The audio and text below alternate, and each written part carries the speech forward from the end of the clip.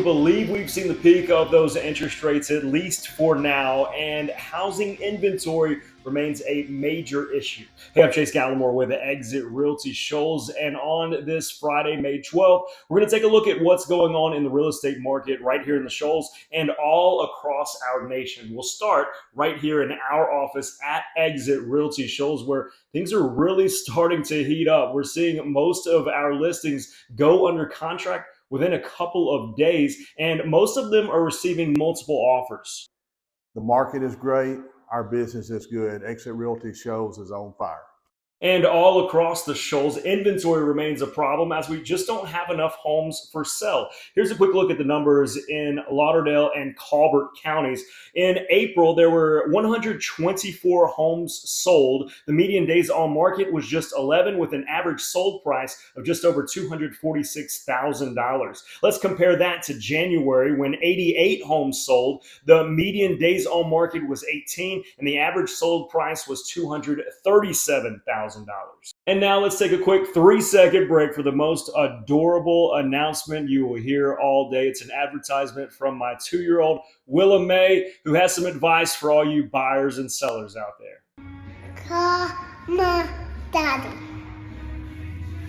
Definitely great advice for all of you out there. Let's move our search from right here in the Shoals to all across the nation, where the real estate market is seeing very similar issues. There are 3 main problems right now: high mortgage rates, limited supply of homes, and low affordability. All of these 3 issues are related to those higher interest rates. It all comes back to those sellers not wanting to sell their homes because they're locked into those lower rates, and they don't want to lose those lower rates. And when it comes to affordability, those higher interest rates are going to make homes much less affordable.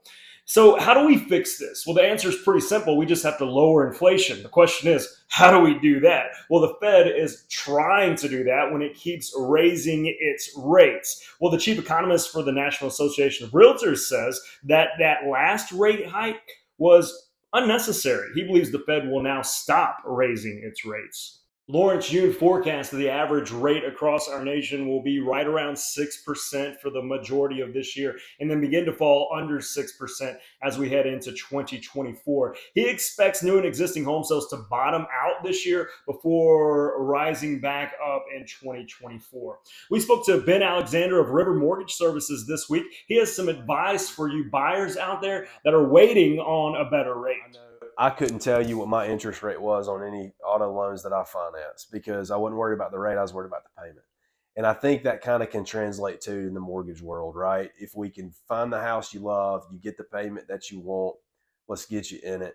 And then watch rates as rates move and they fluctuate down, and you want to refinance to something lower and bank that extra money every month off of your payment, then you can absolutely do that. But don't miss out on the home that you love just because you feel like rates are a little higher than they should be.